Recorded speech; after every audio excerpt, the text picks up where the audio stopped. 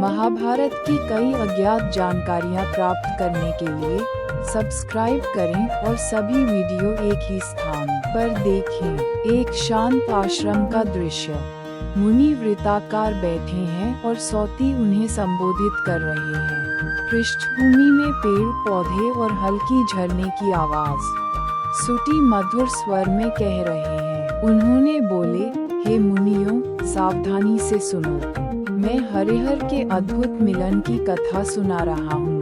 देवता एकत्र होकर आकाश की ओर देख रहे हैं। बादलों के बीच से धीरे धीरे नारायण की मूर्ति प्रकट हो रही है। देवताओं की रक्षा हेतु भगवान नारायण पुनः सभी के समक्ष प्रकट हुए। नारायण मुस्कुराते हुए उनकी ओर देख रहे हैं। चारों ओर स्वर्णिम प्रकाश फैल रहा है। सुर और असुर धीरे धीरे चेतना में लौट रहे हैं। वे स्तब्ध होकर चारों ओर देख रहे हैं। वे समूह में कह रहे हैं, कन्या कहाँ है? और उसे खोजने लगते हैं। उसी समय वे उसी स्थान पर नारायण को देखकर चौंक जाते हैं। वे एक स्वर में कहते हैं, यही तो है, और उनकी ओर दौड़ पड़ते हैं। नारायण शांत मुद्रा में खड़े हैं। चारों ओर स्वर्णिम आभा। चारों ओर से वे नारायण को घेर लेते हैं। उनकी आंखों में आश्चर्य और मुख पर मोह है। सब जैसे किसी चित्र की मूर्ति बनकर स्थिर खड़े हैं। नारायण प्रेमपूर्ण दृष्टि से उनकी ओर देख रहे हैं। तब भगवान नारायण धीरे धीरे उनकी ओर मुखातिब होकर बोले, इस क्षीरसागर में ही मेरा निवास है। मेरा नाम मोहिनी है और मैं माया से उत्पन्न हूँ। मैं एक क्षण भी तुम्हारे इस कोलाहल को सहन नहीं कर सकता। तुम क्यों इस विवाद में लगे हो? इसका कारण क्या है? सुर और असुर शांत खड़े होकर उनकी बात सुन रहे हैं। नारायण के इन वचनों से सुर और असुर गहराई से प्रभावित हुए। चारों ओर शांति का वातावरण फैल गया। पृष्ठभूमि में शांति का संगीत बज रहा है और दृश्य धीरे धीरे विलीन हो रहा है। देवता और असुर भगवान नारायण को घेर कर खड़े हैं।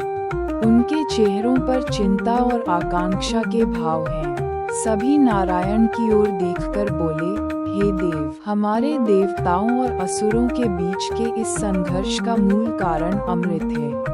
अच्छा हुआ कि आप हमारे बीच उपस्थित हुए। आप स्वयं इस विवाद को समाप्त करें और हमारे लिए अमृत का वितरण करें। हम आपके निर्णय को शिरोधार्य करेंगे। नारायण शांत और स्नेहमयी मुद्रा में उनकी ओर देख रहे हैं। चारों ओर स्वर्णिम आभा फैली हुई है। मोहिनी, नारायण एक हाथ कमर पर रखे हुए सभी की ओर देखकर बात कर रही हैं। उनके चेहरे पर हल्की मुस्कान और व्यंग्य का आभास है। मोहिनी, नारायण बोली, मैं क्यों इस विवाद में पड़ूं? मैं सुर और असुरों के बीच कभी भी मध्यस्थता नहीं करना चाहती। यदि मेरे निर्णय को तुम में से कोई नहीं मानेगा और बाद में क्रोध में फूट पड़ेगा, तो मैं क्या करूंगी? पृष्ठभूमि में सुर और असुर चुपचाप उनकी बातें सुन रहे हैं। सुर और असुर एक साथ सिर झुकाकर वचन दे रहे हैं। उनके चेहरों पर गहरी निष्ठा झलक रही है। सभी एक स्वर में बोले, हम आपकी हर बात को सत्य मानकर स्वीकार करेंगे और उसका कभी उल्लंघन नहीं करेंगे। आप जो भी आदेश देंगे, हम उसका पालन करेंगे। नारायण हल्की मधुर मुस्कान के साथ उनकी बातों को सुन रहे हैं। सभी का ऐसा दृढ़ संकल्प सुनकर नारायण, जो चक्रपाणि के नाम से प्रसिद्ध हैं, गंभीर स्वर में बोले, यदि तुम अपने वचनों में सच्चे हो, तो मैं अमृत कलश लाकर उसका वितरण करूंगा। मुझे अपेक्षा है कि तुम मेरे निर्णय को बिना किसी विरोध के स्वीकार करोगे। देवता और असुर अत्यंत मनोयोग से उनकी बात सुन रहे हैं। नारायण एक शंख उठा रहे हैं। चारों ओर प्रकाश फैल रहा है। नारायण के आश्वासन से सुर और असुरों के बीच शांति लौट आई।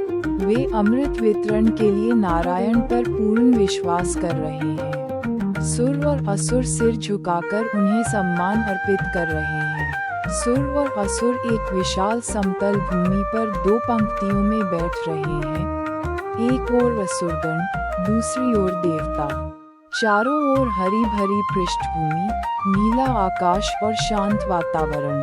मोहिनी उनके बीच खड़ी है, कांख में सुधा पात्र, और सभी को अपने मायाजाल से मोहित कर रही है।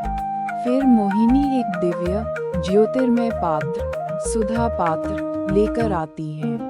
उस पात्र से स्वर्णिम आभा फैल रही है।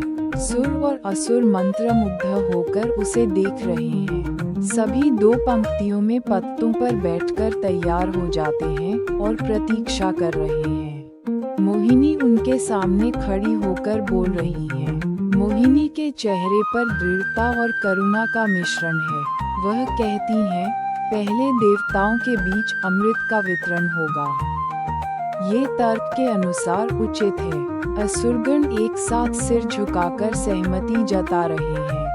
उनके चेहरे पर मोहिनी के प्रति गहरी आस्था झलक रही है। मोहिनी शांत भाव से खड़ी है। इसके बाद मोहिनी सुधा पात्र से अमृत का वितरण शुरू करती है। इंद्र, यम, कुबेर, आदित्य, हुताशन और अन्य देवता एक एक कर अमृत प्राप्त करते हैं।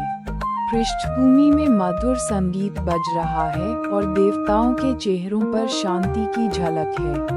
अंत में जब सुधा पात्र में कुछ भी शेष नहीं रहा, मोहिनी ने स्वयं ही उसे पी लिया। चारों ओर देवता संतुष्ट थे, लेकिन असुर यह समझ नहीं पाए कि क्या हुआ। मोहिनी के चेहरे पर एक रहस्यमयी मुस्कान थी।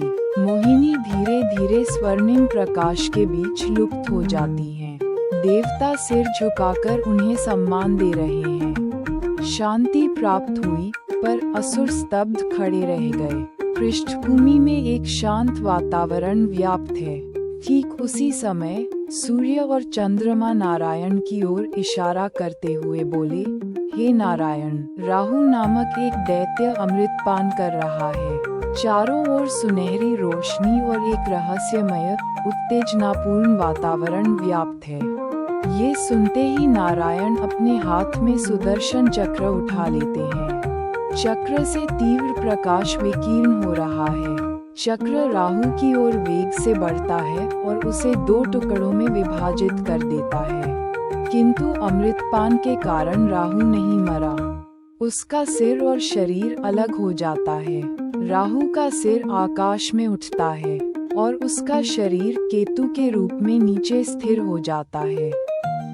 चारों ओर रहस्यमय संगीत बज रहा है। नारायण अमृत पात्र को एक प्रकाश गोलक के रूप में परिवर्तित कर अदृश्य कर देते हैं। ये देखकर असुर अत्यंत क्रोधित हो उठते हैं। असुर एकत्र होकर युद्ध के लिए तैयार हो जाते हैं। उनके चेहरों पर क्रोध की झलक है। वे गर्जना करते हुए कहते हैं, देवताओं को मार डालो, मानो प्रलय काल आ गया हो। पृष्ठभूमि में गर्जना और शस्त्रों की चमक दिखाई देती है। युद्ध का विशाल दृश्य। असुर देवताओं पर अस्त्रों की वर्षा करने लगते हैं और देवता भी पलटवार करते हैं। सुर और असुरों के बीच भयंकर युद्ध छिड़ जाता है, जिसकी व्याख्या शब्दों में कर पाना असंभव है। पृष्ठभूमि में अग्नि की लपटें उठ रही हैं। अमृतपान के कारण देवता शक्तिशाली हो गए थे, जबकि असुर समुद्र मंथन की थकान से दुर्बल हो चुके थे। वे देवताओं से लड़ते लड़ते थककर अंततः पराजित होकर अपने अपने स्थानों की ओर लौट गए। देवता सुनहरी आभा में विजय का उत्सव मना रहे हैं। देवता अपने अपने लोकपाल स्थलों की ओर लौट रहे हैं।